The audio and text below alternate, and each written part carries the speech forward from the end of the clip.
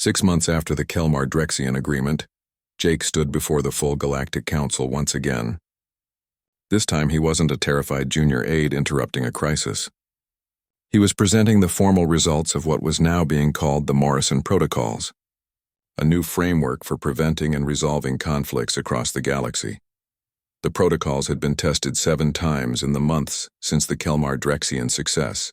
3 potential wars had been prevented before they started. 4 major disputes had been resolved through direct communication and honest negotiation. The success rate was remarkable, especially compared to the old methods that had let conflicts simmer for decades or centuries. Jake's presentation included detailed case studies and statistical analysis. He showed how simple miscommunication had caused most of the recent crises. He demonstrated how direct questioning about actual needs rather than stated demands had led to creative solutions. He proved that transparency and admission of uncertainty were more effective than political maneuvering and face-saving rhetoric. The council chamber was quieter than usual as species listened to his presentation. Even the ones who had initially opposed him seemed willing to consider the evidence. The Morrison Protocols weren't about forcing anyone to give up their sovereignty or abandon their cultures. They were about adding new tools for communication and problem-solving that any species could choose to use. When Jake finished his presentation, the chamber coordinator called for discussion. Species had been preparing their responses for weeks. The Palaxians spoke first, praising the protocols and calling for immediate adoption. The Valdine supported them, noting how the protocols had helped improve their relationship with the Crithians. Even Zekthar spoke in favor, saying that the protocols had saved his empire from a costly and unnecessary war. But not everyone was supportive. The Torvan hierarchy remained opposed, arguing that such informal methods undermined the dignity of proper diplomacy. The Nexian consortium worried that the protocols gave too much power to individual mediators. Several smaller species expressed concern that the protocols favored aggressive negotiation styles that didn't match their cultural values. Jake listened to every objection carefully. He had learned over the past months that listening was often more important than talking. When the discussion period ended, he was given a chance to respond. "I understand the concerns that have been raised." Jake's voice was calm and measured. "The protocols aren't meant to replace traditional diplomacy. They're meant to supplement it with additional options. Any species can choose not to use them. Any conflict can be handled through traditional channels if that's what the parties prefer." He pulled up examples on the holographic display. "But I want to point out that the species who have used the protocols aren't the ones complaining about them. The Kelmar and Drexians now have a peace agreement that's held for 6 months with 0 violations. The Palaxians and Jorvik settled a resource dispute in 3 weeks instead of 3 years. The Gren Confederation avoided a civil war by using protocol mediation to address grievances between their colonial worlds." Jake looked around the chamber at the diverse species watching him. "Every one of you has different cultures and values. Every one of you has different communication styles. The protocols aren't about forcing everyone to be the same. They're about providing tools that help bridge those differences when conflicts arise. You don't have to use them if they don't work for you. But shouldn't the species that want to use them have that option?" The vote was called. 47 species voted to make the Morrison Protocols a permanent option for conflict resolution. 10 voted against. The protocols wouldn't be mandatory, but they would be officially recognized and supported by the Council. It was a compromise that satisfied most species without forcing any to participate against their will. After the session ended, Jake found himself surrounded by representatives from various species wanting to discuss the protocols further. Some wanted clarification on specific procedures. Others wanted advice on disputes their governments were facing. A few just wanted to congratulate him on the success. It took over an hour to work through all the conversations. Finally, Jake escaped to an observation deck where he could be alone for a few minutes. He looked out at the stars and thought about how much his life had changed in less than a year. He had gone from a nobody filing paperwork to someone whose name was known across the galaxy. The weight of that responsibility still scared him sometimes. Ambassador Wells found him there, just as she had months ago after the first crisis. "You look tired." She said, "I am tired," Jake admitted. "Every time we solve one problem, 3 more appear. There are disputes and conflicts happening all over the galaxy. I can't possibly mediate all of them. You're not supposed to mediate all of them. Wells stood beside him at the window. That's why the protocols are being taught to diplomats from every species. You started something, Jake. Now other people are learning to use the same approaches. You don't have to carry all of this alone. Jake nodded, knowing she was right, but still feeling the pressure. Do you think it will last? All of this. The protocols, the peace we've helped build. Or will everything fall apart as soon as people stop paying attention? Wells was quiet for a moment. I think it will last as long as people remember why it matters. That's the real challenge. Not creating peace, but maintaining it. Not solving conflicts, but preventing them from happening in the first place. A message came through on Jake's datapad. It was from the Palaxian delegation, informing him of a new proposal. They wanted to create a permanent position of council mediator, a neutral party who could intervene in disputes before they escalated into violence. They wanted to nominate Jake for the position. It would mean staying at the council permanently. Wells said, reading the message over his shoulder. No going back to Earth except for brief visits. No quiet life. You'd be in the middle of every major conflict in the galaxy for the foreseeable future. Jake thought about Earth and the life he had left behind. He thought about his family and friends, about the simple pleasures of walking in a park or eating food that wasn't synthesized in a ship's galley. He thought about the career he had planned before all of this happened, the normal diplomatic work that would have been comfortable and safe. Then he thought about the Kelmar and Drexians living in peace for the first time in a century. He thought about the families who didn't have to lose loved ones in pointless battles. He thought about all the species learning to talk to each other instead of fighting. He thought about the difference one person could make if they were willing to try. Tell them yes. Jake said, "Tell them I accept." Wells nodded without surprise. I thought you'd say that. Welcome to the hardest job in the galaxy, Jake Morrison. Try not to start any wars. Jake laughed despite his exhaustion. I'll do my best. Over the next few weeks, the formal arrangements were made.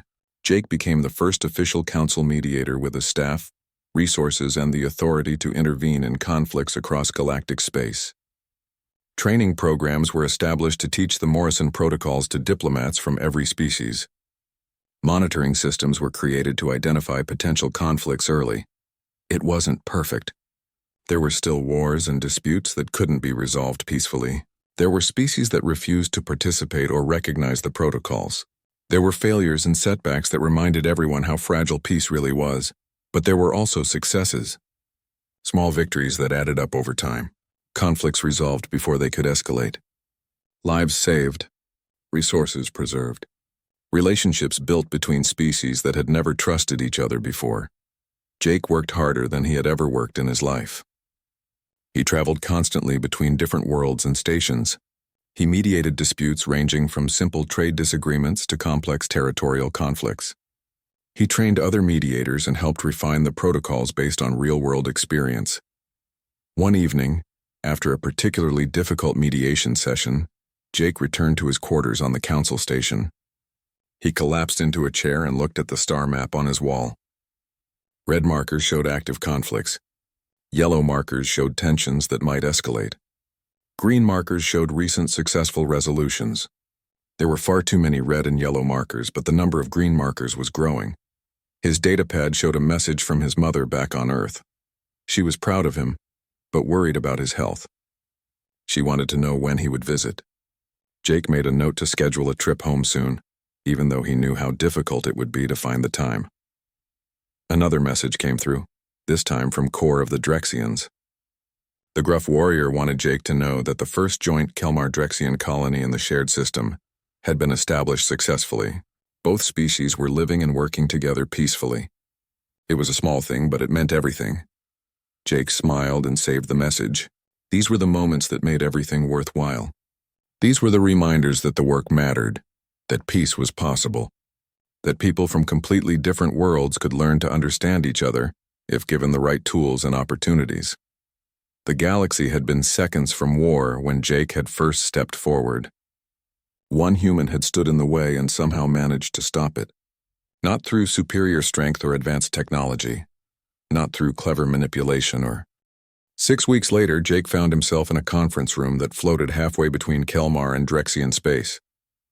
The neutral location had taken 3 weeks to arrange because both sides argued about every detail. The temperature, The gravity, the atmospheric mixture, even the shape of the table had become points of contention. Jake had learned quickly that species who had been fighting for a century could turn anything into an argument. The Kelmar delegation sat on one side of the long table. They were humanoid but taller than humans with gray skin and large dark eyes. They wore simple robes and spoke in quiet voices, but Jake had learned not to mistake their calm demeanor for weakness. The Kelmar were skilled warriors who had fought the Drexians to a standstill for over 100 years. The Drexian delegation sat on the opposite side. They were shorter and stockier than the Kelmar, with thick orange skin covered in bony plates. They spoke in loud, booming voices and gestured aggressively when making points. But Jake had also learned that their aggressive style was cultural, not personal.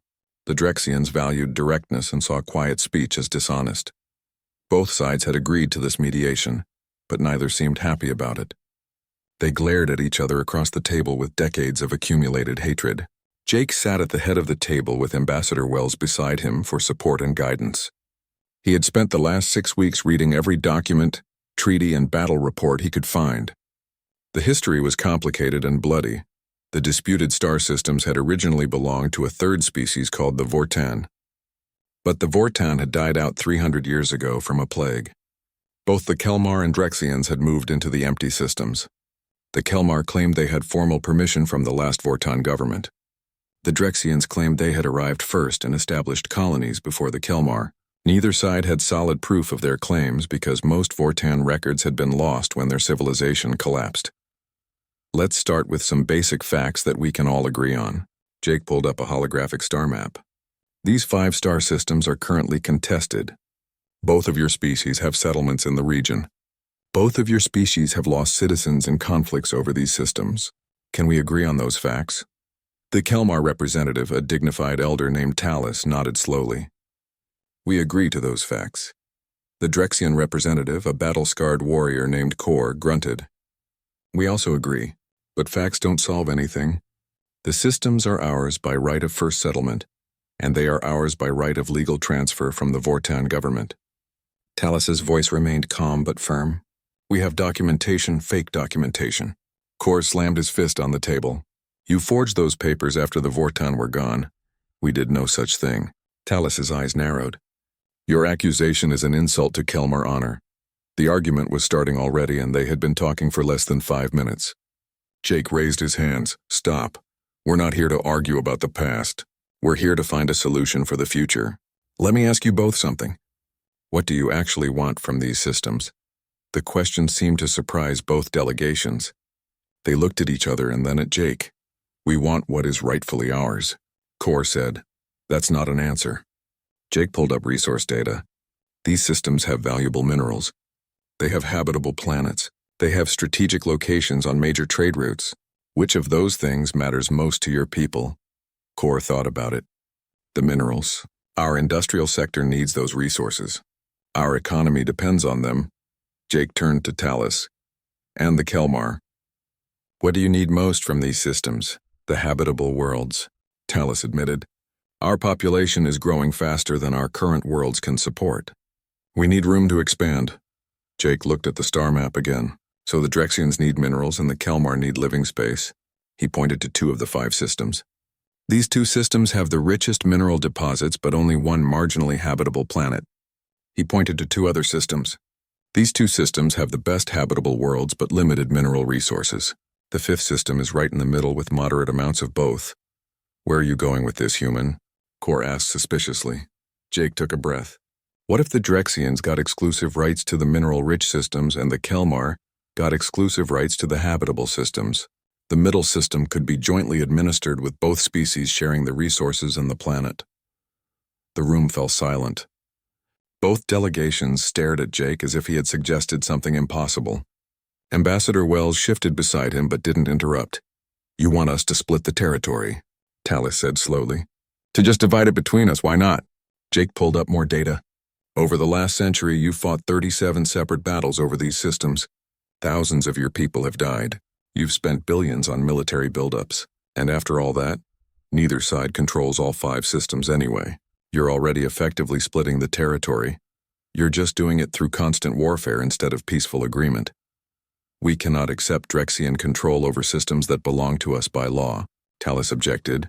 And we cannot accept Kelmar control over systems we settled first, Kor added. Jake felt frustration building. Then tell me what you can accept. Because from where I'm sitting, your current approach isn't working. You're both losing people and resources for nothing. Your economies are suffering. Your citizens are tired of war. But you won't compromise because of pride and ancient claims that neither of you can prove. The human speaks truth. A new voice joined the conversation. It was another Drexian younger than Kor, sitting further down the table. My brother died fighting for these systems. I want to honor his sacrifice. But I also wonder if he would want his death to mean endless more deaths. Maybe there's wisdom in finding a different path. Kor looked at the younger Drexian with something like pain in his eyes. Roth, you don't understand the importance of this. I understand that I'm tired of going to funerals. Roth met his elder's gaze. I understand that our people are tired. If the Kelmar will accept a fair division, why shouldn't we consider it? On the Kelmar side, a younger representative also spoke up. Her name was Sina, and she had been quiet until now. My family has lived in fear of Drexian attacks for 3 generations. I want peace more than I want territory that we can barely use anyway. If they'll agree to respect our settlements and let us have the worlds we need, perhaps that's enough. Talus and Kor looked at their younger colleagues and then at each other. Something passed between them. Some acknowledgement of shared exhaustion. We would need guarantees, Talus said carefully. Security agreements, trade rights, formal treaties with council enforcement. We would need the same, Kor added. And we would need recognition that we're not surrendering. This must be presented as a mutual agreement, not a defeat for either side. That can be arranged. Wells spoke for the first time. The council can provide peacekeeping forces to monitor the agreement. We can establish trade treaties that benefit both species. We can make sure this is seen as a victory for peace, not a loss for anyone. Jake felt hope rising in his chest. Are you both willing to try this? To actually work toward a peaceful division instead of more fighting? The room fell quiet again. The weight of a century of conflict hung in the air. Then slowly, both Talus and Kor nodded. We will discuss this with our governments, Talus said. But I believe we can reach an agreement if the terms are fair. As do I. Kor agreed. The Drexian people want peace. They also want honor. If we can have both, they will accept this path. The meeting continued for several more hours as they worked through preliminary details. Jake barely noticed the time passing. He was too focused on the careful negotiation, on finding language that satisfied both sides, on building a framework that might actually end a century of bloodshed. When they finally adjourned, he was exhausted but hopeful. Ambassador Wells walked with him back to their shuttle. You did well in there, she said. Better than I expected, honestly. I didn't really do anything. I just asked them what they wanted and suggested a compromise. Wells smiled. Jake, getting 2 enemies to admit what they actually need instead of what they claim they deserve is one of the hardest things in diplomacy. You made it look easy, but it wasn't. Trust me on that. 3 days passed in a blur of meetings, interviews, and formal inquiries. Jake barely had time to sleep between sessions where different species asked him to explain his actions over and over again. Some species wanted to understand his thinking. Others were looking for reasons to condemn him. A few seemed genuinely curious about how a junior human aide had managed to stop a galactic war. Now Jake sat in the human delegation's private quarters, staring at another formal document on his datapad. This one was a summons to appear before the full council for a special session. They were going to make a final decision about his future. Ambassador Wells sat across from him at the small table. She had fully recovered from the mysterious illness and looked almost back to her normal self. Are you ready for this? Wells asked, not even a little bit. Jake set down the datapad and rubbed his tired eyes.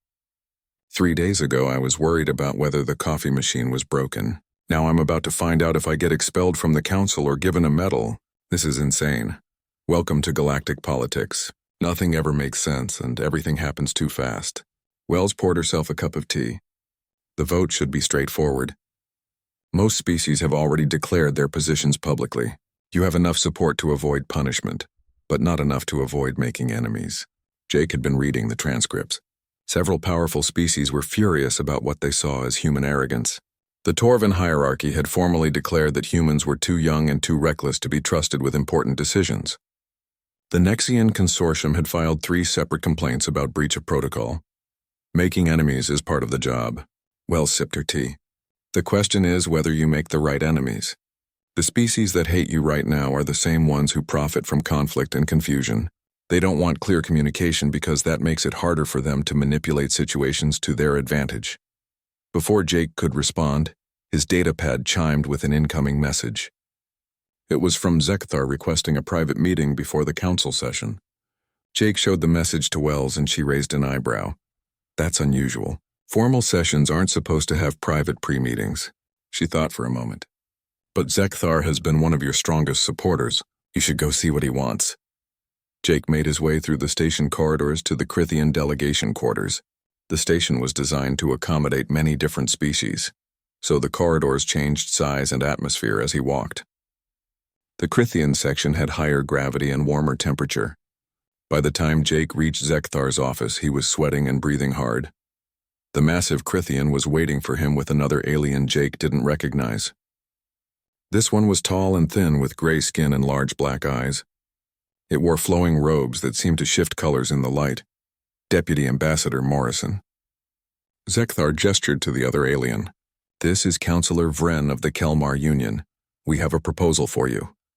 Jake shook hands with both aliens, trying not to think about how easily either of them could break his bones. A proposal. Vren spoke in a quiet voice that somehow carried clearly despite being barely above a whisper.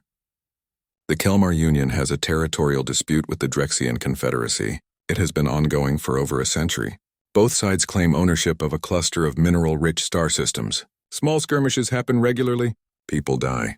Resources are wasted. Neither side can agree on who has the legitimate claim. Zekthar picked up the explanation. After watching you handle the Crithian-Valdine crisis, several species began wondering if your approach might work for other conflicts. The Kelmar and Drexians have agreed to let you mediate their dispute if you're willing. Jake felt his stomach tighten. Me. I'm not a trained mediator. I just pointed out some facts that everyone had missed. That's not the same as resolving a century-old territorial dispute, perhaps not. Vren's large eyes studied Jake carefully. But you have something that most mediators lack. You have no stake in the outcome. You have no history with either side. You can look at the situation with fresh eyes and fresh thinking.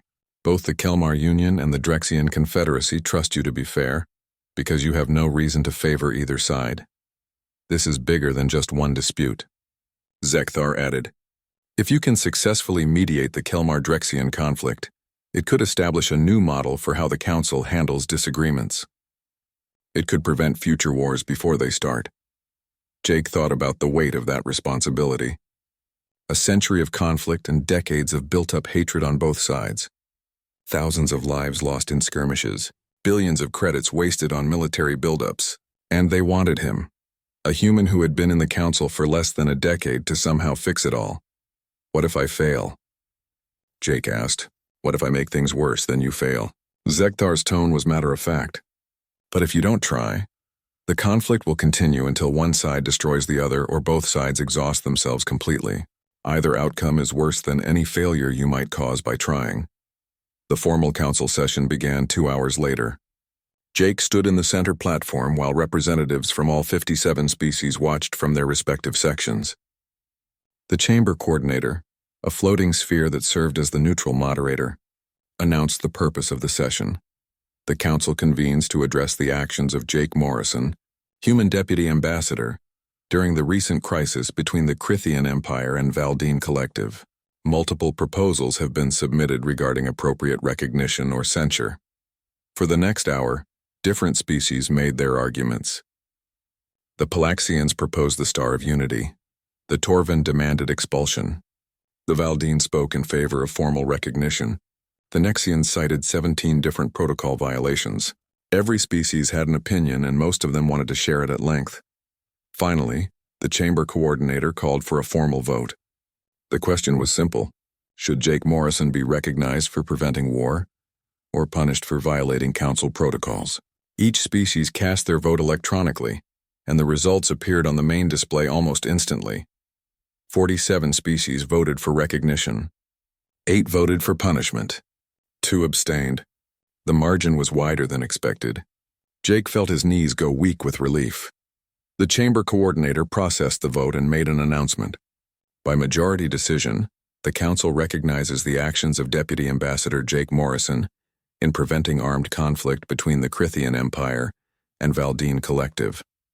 Furthermore, the council establishes a new position of neutral mediator to assist in resolving disputes before they escalate to violence. Jake Morrison is nominated to fill this position pending his acceptance.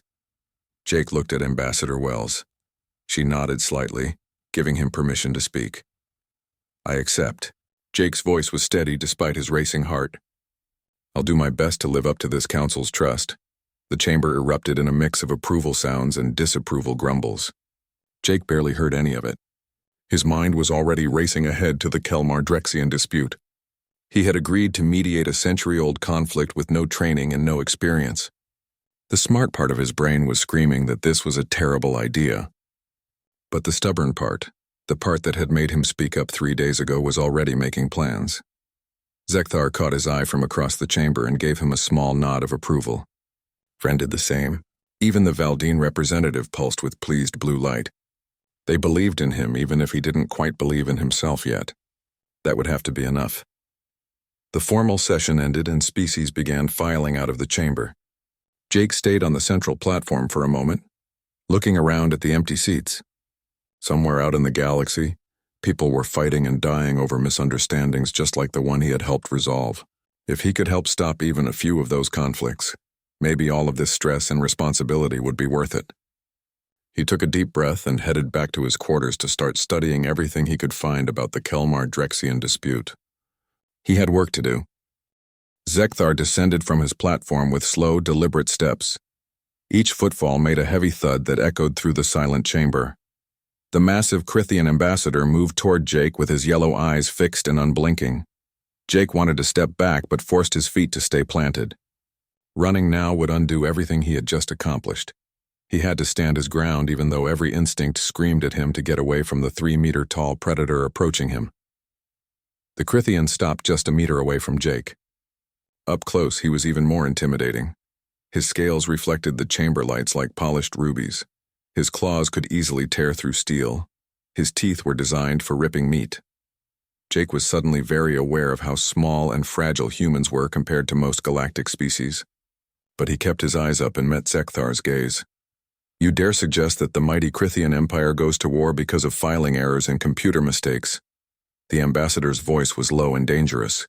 You dare compare us to incompetent fools? Jake swallowed hard. No, sir.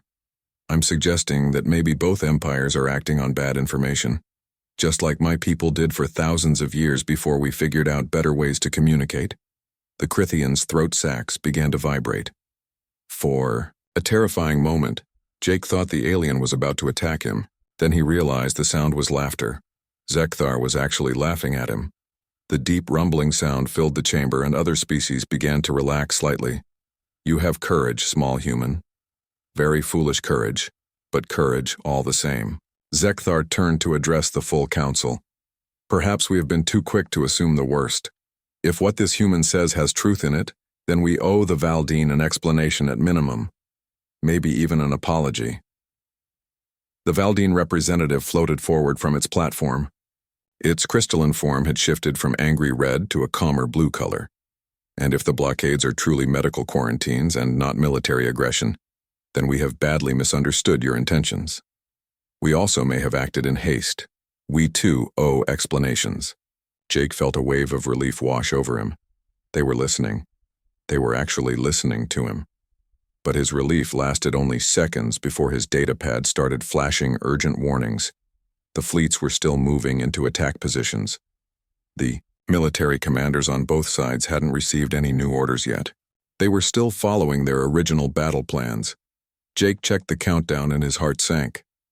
7 minutes until the Crithian fleet entered weapons range. 6 minutes until the Valdine responded.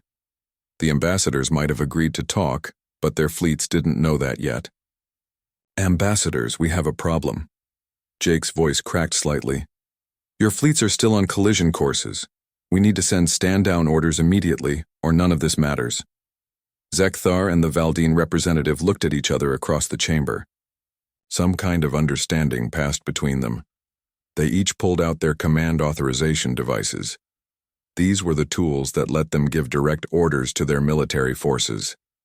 Using them in the council chamber was normally forbidden because it could be seen as a threat, but right now, it was the only way to stop the approaching disaster.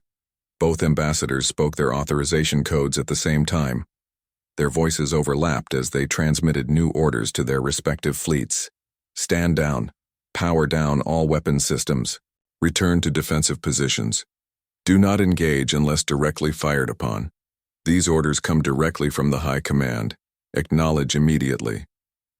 The main display screen in the council chamber showed both fleets in real time. For 30 long seconds, nothing changed. The warships continued on their attack vectors. Weapons remained charged and ready. Jake held his breath and watched the countdown tick down. 5 minutes, 4 minutes. Then slowly, almost reluctantly, the ships began to respond. Weapons powered down. Course corrections were made. The fleet started to pull back from each other. The council chamber erupted into noise. Some species cheered in relief. Others shouted in anger that war had been prevented. Still others demanded investigations and explanations. The neat order of the council had been shattered and everyone had opinions about how to fix it. Jake stopped paying attention to the chaos around him. His legs suddenly felt weak, and he had to lean against a nearby railing to stay upright. His hands were shaking worse than before. The adrenaline that had kept him going was draining away and leaving him exhausted. A small alien with bright blue feathers approached him. The Palaxian was barely a meter tall and looked like a cross between a bird and a lizard. That was either the bravest or most foolish thing I have witnessed in my 50 years of council service. The Palaxian's voice was soft and whistling, probably both. Jake managed a weak smile. Indeed, you should know that several species are already calling for your removal from the council. They say you violated protocol and showed disrespect to the great powers. The Palaxian's feathers ruffled in what Jake had learned was their version of amusement.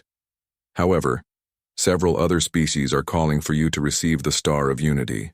That's our highest civilian honor. Politics makes strange friends, as you humans like to say. What happens now? Jake asked. Now you wait. The council will vote on how to respond to your actions. It could go either way. The Palaxian patted Jake's arm with a tiny clawed hand. For what it's worth, I think you did the right thing. Sometimes the rules need to be broken to save lives. The Palaxian walked away, leaving Jake alone with his thoughts. He looked around the chamber at all the different species arguing and debating. Some of them had been spacefaring for thousands of years.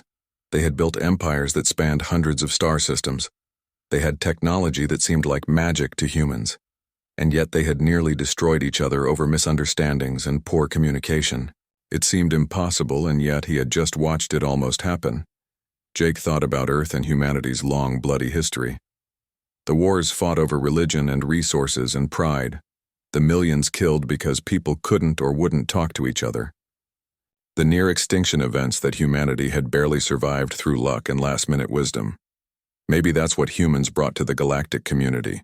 Not superior technology or ancient wisdom, but the hard-earned knowledge of what happens when communication fails. Humans remembered what it was like to be on the edge of self-destruction. These other species had forgotten or never experienced it in the first place. Ambassador Wells appeared beside him. She had recovered enough to leave the medical wing and come to the chamber. Her face was pale and she looked tired, but she was standing on her own. She handed Jake a bottle of water without saying anything. He drank half of it in one long gulp. You just violated about 17 different protocols, Wells said finally. I know. Jake waited for the punishment he knew was coming. You spoke for humanity without authorization from any senior official. I know. You compared the Council's two most powerful empires to primitive warmongers who can't read their own email. I was terrified and not thinking clearly. That's not really an excuse, but it's all I have. Wells was quiet for a long moment. Then she allowed herself a small, tired smile. You also just prevented a war that would have killed billions of people and torn the Council apart. The preliminary vote count is in. 43 species voted to support your actions. Only 9 want you punished. The rest abstained because they're still trying to figure out what just happened. Jake stared at her in disbelief. What does that mean for me? It means you're being promoted. Effective immediately, you're now humanity's deputy ambassador to the Galactic Council. Wells raised her hand to stop his protest before he could make it. I know you don't think you're qualified. I know you never wanted this kind of responsibility. But Jake, you did something yesterday that most diplomats spend their entire careers trying to achieve. You made people stop and actually listen. That's rarer and more valuable than you realize. The Galactic Council chamber hung in the darkness of space like a giant silver ring. Inside this massive station, 57 different alien species gathered to keep peace in the galaxy. For 300 years, they had managed to avoid major wars. But today, everything was falling apart. Jake Morrison stood near the back of the human section and watched the chaos unfold before his eyes. He was 32 years old and had spent the last 8 years working as a diplomat's aide. His job was simple and boring most days. He filed reports, scheduled meetings, and made sure the coffee machine worked. He never expected to be involved in anything important. Today was different. Today, Ambassador Patricia Wells was lying unconscious in the medical wing.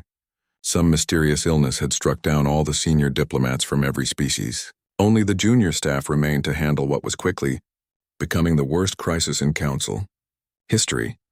The Crithian Empire and the Valdine Collective had been arguing for months about trade routes and border territories. Small arguments had grown into bigger ones.